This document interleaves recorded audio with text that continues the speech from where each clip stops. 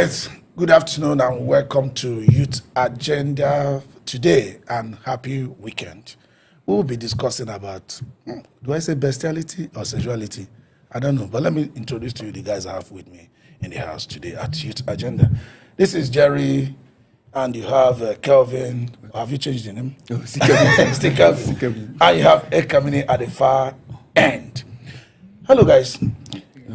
We are looking at what influence youth in workplace, and this happens to come out at the time that we are trying to look at how sexual consent and things like that affect people at the workplace, particularly when there is issues of power imbalance. Imagine when a co-founder is trying to make attempts on you, or is trying to take you through the route that naturally wouldn't want to get to, maybe because it's illegal or whatever.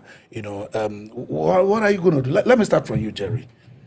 Well, this is it's reminiscent of the Me Too movement that we had a couple years ago. What really begat the genesis of that, and it's something that I really think about a lot, because the workplace is such a fragile ecosystem, and then you have your boss or your oga and comes and he tells you, yeah, do this for me, and it's something that I feel like a lot of women struggle with, and I've even heard cases of men also struggling with that. You say, okay, my female oga is telling me that you have to do this in order for you to get certain privileges or certain benefits at work. So I think it's something that happens all around, but it's something that is really affecting us right now, and this case is obviously one that really goes that. All right, Kevin, let me come to you. I mean, in the first place, how could somebody get the courage to tweet something like this? In February 9th, 2011, he tweeted something like this: "My P stream is split in two.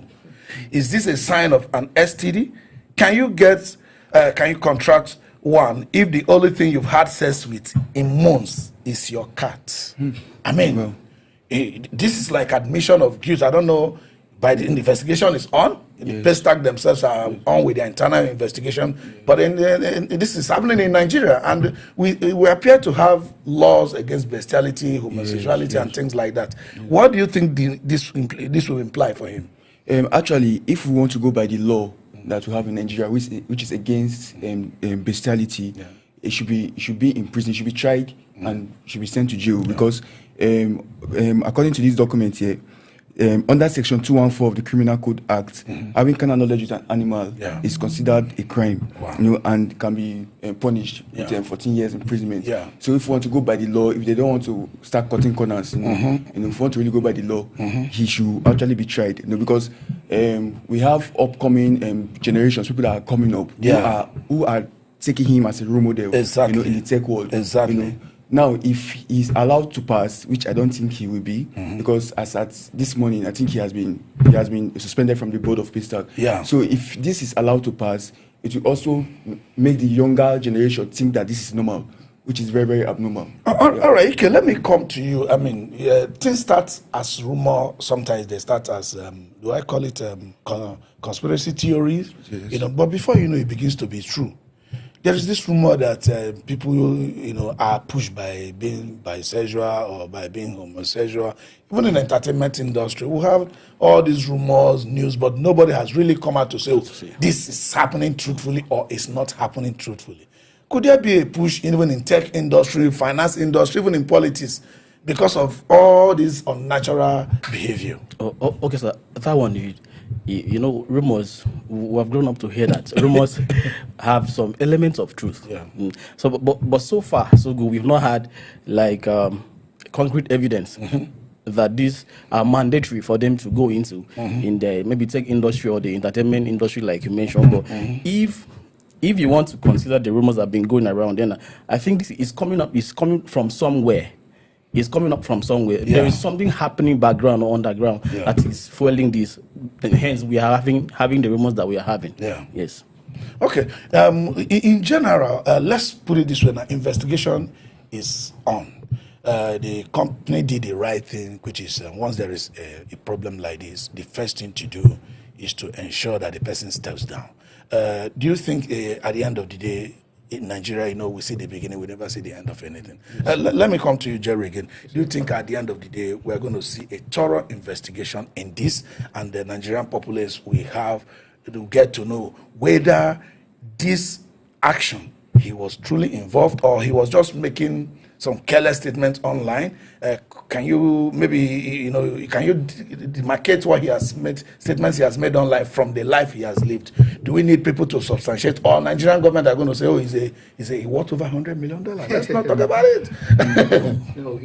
They say money talks a Yeah. lot of the times, but I truly believe that, you know, there are, should I say, authority figures who are really trying to push for good in this country, despite how it may seem on the surface. And I think, you know, Paystack is a company that's affiliated with Stripe. Stripe, yes. That's an Stripe American bought them. company. And I feel like, like I said, the Me Too movement over the past couple of years, this is something that's really taken serious all over the world. So I don't think it's something that they're just going to roll under the rug. But then again, this is still Nigeria. You understand? So this is still Nigeria, and you know, money talks, and anything can happen. But I truly believe that with the amount of exposure that this case is getting, I don't think it's something that's just going to just go away like that. I think there's going to be justice, or there's going to be some sort of ramifications.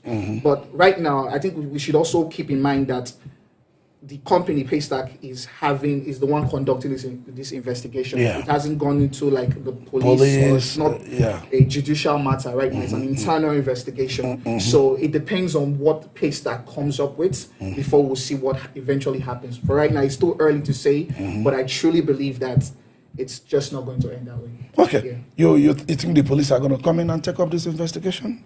I think for me, I don't think the police will step in immediately, except there's an order from above.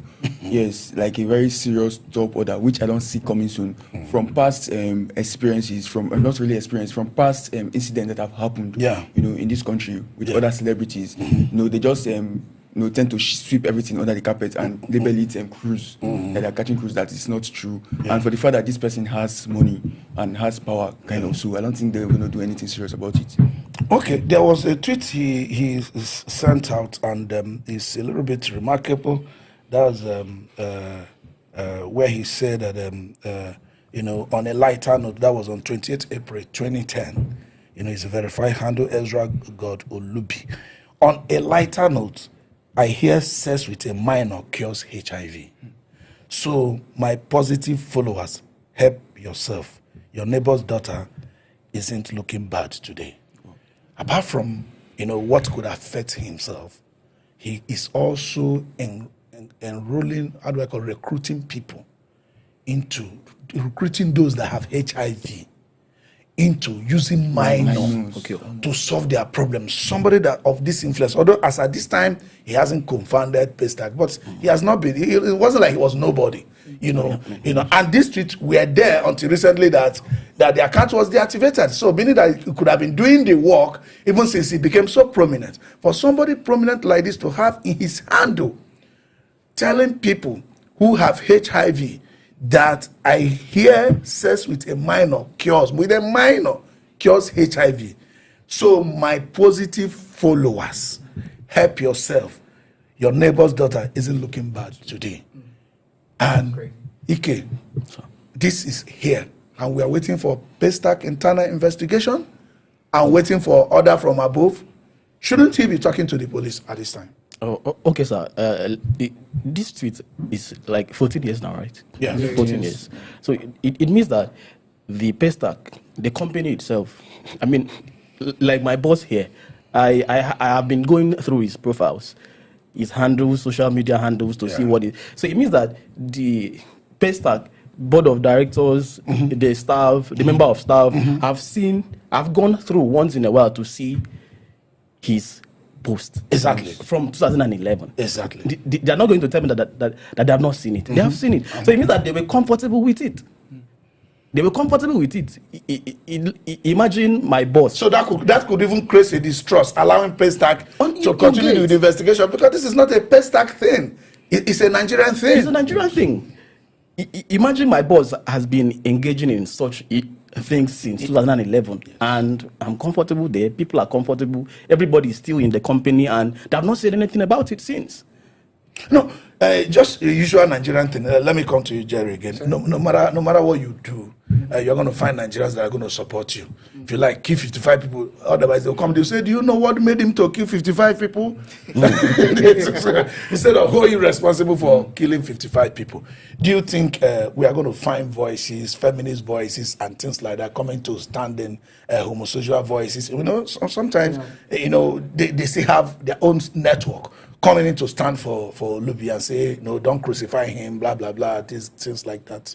I mean, it's entirely possible. I think it was a couple of weeks ago, I heard about the news about, I think it was in Port Harcourt or so, about a guy, because this thing, it happens a lot. I don't mean to go on a tangent here, but it happens a lot where, you know, a homosexual person, he meets up with somebody else and they say, "Hey, I'm homosexual, I want to have some kind of relations with you." And that person invites that guy over and it's a setup. And then they sort of like pounce on that person, they beat him up, they beat the homosexual guy. So that kind of happens a lot. So I read the news recently, and there was, I feel like the queer community in Nigeria started speaking against it and say, "Stop killing our brothers. Stop fighting him, you know, just because he was interested in you people gang up on him." So it's entirely possible that, you know, feminists, or as you say, the queer community in Nigeria can actually come up and say, "Hey, he's our brother." And even so the point that Ike was making, he was like saying that the company was aware. But when you look at these jokes and you look at the jocular nature of it, and you see the vibe, you can say it's cruise. It's something that can be interpreted as cruise. As cruise. You can say, "I was just joking around." All right. Now, if let's just say investigation continues and he hides under cruise, what else can we not put under cruise? If the law permits this to be cruise, that having sex with a minor cures HIV, going ahead to say, "My positive followers, help yourself." It's an instruction, actually. It's an instruction. Help yourself with your neighbor's daughter who isn't looking bad today. If this hides under the cruise, because you know, some people are going to come in his defense and all that, what else can't hide under the cruise? You know, this issue of cruise in this country, I think that's been overflogged about in this country by the government and others. There was a time when this disease, I think the Ebola disease, broke out, and someone posted that to cure Ebola disease, you have to drink and bath in salt. And many people did it, and you know, we had terrible cases of deaths and sicknesses. Now, this guy coming out in the guise of joke, saying these kind of things, who knows? That if he says it's a joke, he might end up saying it's not a joke. Apparently, from that 2010 where he tweeted that till now, those who have gone through that tweet may have started, you know, practicing it. Those who are positive may have started looking for minors who are their neighbors' daughters to start practicing it.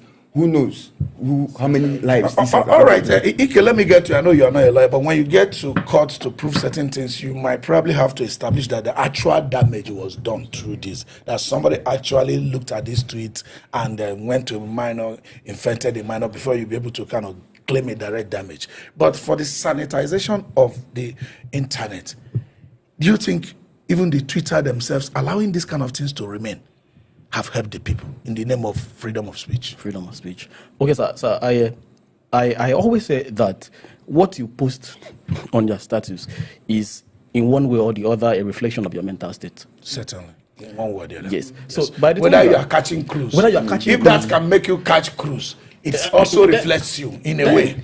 Because there's some cruise that I cannot catch. Exactly. Because if a cruise is not aligning to what I'm thinking, I'm not likely something like this. I'm not going to be able to interpret this as cruise. Okay. Certainly. You post about it once, posted about it twice, post about it like 3, 4, 5 times. Like, what kind of cruise is that? And this is misleading. It's misleading because a lot of people you are responsible for what you do, but you are not responsible for the reactions of people. Exactly.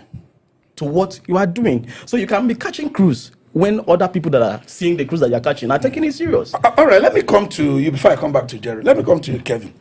Like this one could be interpreted either way, because people touch their dog, people touch their cat, you know, your pet. You know, he has 3 options. He has single, taking, still touching my cat's nipples. Wow. But when the options are single, taking, still touching my cat's nipples, you can't take that for playing with the pet normally. Yes. And it's more because the other options tend to have given you direction where the person was headed, which is single, taking, still touching my cat's nipples. Isn't that injurious to children reading this? No matter what he intended. It's actually very injurious to the children and the upcoming generations because, as you said rightly, him putting it among that options, single taking and touching my cat nipples, it means he's married to his cat, definitely, if you look at it technically. Because there was no form of married there. I mean, there's a space now, a box of marriage. Exactly. Yeah, so that means he's actually married to his cat. Exactly, because that's the option presented. Yes, and now he has succeeded in corrupting those that are coming up.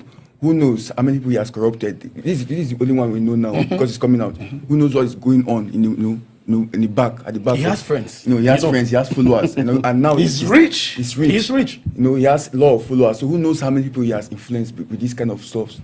All right, let me come to you, Jerry. Because you appear to have given us a good light in a workplace. Yeah. When you have a boss, I'm just trying to imagine what those who worked directly with him could have suffered for being a natural person, because everything may not end in touching you. It could even end in not wanting you to be around, being posted away, being punished simply because he doesn't see an alignment in you. Do you think the government should go beyond Paystack or should hold on to see what Paystack will do in terms of the workplace influence that he has had on his work, excluding Nigerians or other people reading the tweets? Yeah, I think that's a loaded question. Yeah, it's a loaded question, but I think it's something that it's ground for having that conversation because what's been happening over the past couple of months in Nigeria is because these SA allegations have been coming up. I know a couple of weeks ago we had this Onchanya case that happened, and everybody it became this whole furore, and everyone was talking about it. And I think it's what is causing this catalyst for all these kinds of conversations to come to the surface. So I think with regards to other companies, only time can tell. And who knows what could be happening in other places. And we cannot say for sure, but we definitely have a sense that these things must be happening. All right, let me put this to you, Kevin. Do you think, we have NAPTIP, we have a lot of all those agencies now. Do you think they should, be looking at, the profile of people that are in leadership positions, both in the companies and government places, so that we don't, let me tell you, these people used to be in minority before. Yes. They used to, countries used to fight for people not oppressing them. But now they're in high places. They are even the one oppressing people. They're actually forcing to you when you don't believe in what they believe. I mean, you can call yourself a dog, but forcing me to see you as a dog is also trying to, you are the one persecuting me at the end of the day. By the time you are angry that I do not accept that you are a dog, you are persecuting me because I see you as a man. A man is a man to me and a woman is a woman. So by the time a man who has converted to a woman is angry that I didn't respect the conversion, the person is forcing that conversion on me. So what if there are many places persecuting people? Should the government agency kind of throw light? You need to protect the people, throw light and begin to check the profiles of these people, their lifestyle, what they post and tweet, what they use to catch cruise. Because from that cruise, we can make a headway. Yes, I think the government should actually step in immediately. Yes, to maintain the sanity of the country or the people of the country. I think the government should step in. NAPTIP should step in. Yes, because a lot of the citizens of this country are in danger. Starting from the workplace. The government should try to look at people's profile. I believe some companies already in the private sector are already looking at people's profile on social media before. Yes, even these days we learn that to get a visa to US and many other countries, you have to check your profiles and your social handles. So just that same way those standard countries are doing it. I think the government of Nigeria should step up their game. NAPTIP should also wake up and look into the profile of people that are stepping into influential positions from the entertainment world to the business world to even in politics. This will help to maintain the sanity of the country as a whole. All right, Ike, let me come to you on this. Oftentimes when you are trying to regulate something, you're trying to profile something, before you begin to control people, you begin to stiffen initiative and stiffen speeches. How do we true balance from allowing people to express themselves from telling them or the boundaries of what they need to talk about or write about? Okay, sir. We have rules and regulations for in a given space, given organization, right? Certainly. So these people have to these people, in your quest to express yourself freely, you should also know that there are some things that you shouldn't do. In Nigeria, we have laws against some things. So even when you are trying to express yourself, you should try as hard as possible to make sure that your expression is within the walls of what the government tolerates or what is tolerated in a certain entity. Yeah. Yes. Okay.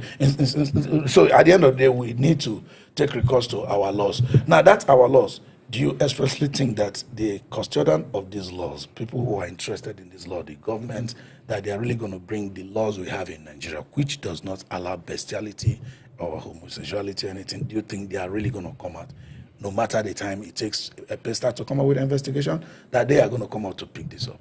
No, I don't think so. I don't think so. I think the Nigerian government has a lot on its plate right now. I am sorry. I'm serious. I think the Nigerian government has a lot on its plate right now. And, so piggyback to what he was saying, I think when we talk about freedom of expression, and also we also have to, focus on what the laws are in the country. And I always like to give this particular distinction between the two, because I understand that people want to express themselves. Yeah. And it's something that's really, really happening a lot, because it was back in the day, it was hushed tones. You do not say these kinds of things. It was a group chat on Tugo. We go there, all men's lounge. That's when we see all these kind of things. It wasn't in the open. But you see that because of the way social media is directed, now people are a lot more bold. And I think there's a lot of conversation that needs to be had about that. But I don't think the government is going to step in and say, let's police these things right now, because I feel like there's just a lot of on their plate. All right, Kevin, let me come to you on this social media. Had it been we don't have this in social media, for example, when the rules and regulation Ike talked about, really comes into position, people are going to pull away from writing all these things, at the social media. But at the end of the day, do you think we could have another way of fishing these kind of people out, investigating them to see whether they are guilty or not, if there are no comments on social media? Yes, there could be other ways, although it could be a little bit difficult. Yes, because people will tend to do these things, be cautious more and do it in secret. Yeah. Yes, so, but if only the citizens are being sensitized, are being told to, to speak out whenever they are being confronted with such kind of devilish activities. If only they can, people can be bold enough to, for example, you're in your workplace, your boss is telling you to come and, who is a guy, you are a guy, your boss is telling you to come and engage with him in homosexual stuff. If you're able to speak out and report to the appropriate bodies, I think that can be nipped in the bud. All right. We're beginning to round up. Ike, let me have your last word on these two, Nigerians and to Paystack. Okay, sir. So, in addition to what Mr. Kelvin said about trying to scrutinize the people that they appoint into key roles or leadership in organizations, there is a guy, J. Sterling Livingston, wrote an article on Pygmalion effect in management. He said in summary that the manager's expectation influences the development and effectiveness of the underlings, or the subordinates. So I think it's high time we wake up and try to see how these people are being fished out and not allowing them to, because if you are looking at, there will always be a way that they are going to express themselves. So we have to be conscious and pick details, because a lot of people, you just see somebody maybe making some gestures and approaching you, and you just laugh over and you think it's a normal thing. No, people should actually be conscious and pay attention to details, so that when such cases arises, you actually know what to do and probably seek for help and all right, your last word. I think we should also realize that even though he's a core person, as they would say, this case at its core, it's about, should I say, heterosexual harassment of his co-worker, because the person who made the statement was Mackie. He has not really come out or say. So I think it's also a huge conversation that we have, because this has been going on for a while, where women or girls in the workplace are particularly harassed by some kind of authority male figure, or even outside the workplace. And I think we should really have more serious conversations on how we treat these cases, because there's a lot of people who are scared to speak out. There's a lot of girls around the country who have experienced, I know people who have experienced these things and they are scared to speak out. All right. So we should have Okay, I think thank you guys for coming around, and we are looking at these things from all sides. In all this, Ezra hasn't come out to say a word, and there is always going to be fair hearing if you're going to arrive at a better conclusion. Hopefully, at the course of investigation, he will have the opportunity to talk to the authorities, and hopefully, we'll find a way of ensuring that those within our borders are playing by the rules. Thank you for watching. Until next time, this is the Youth Agenda. Thank you.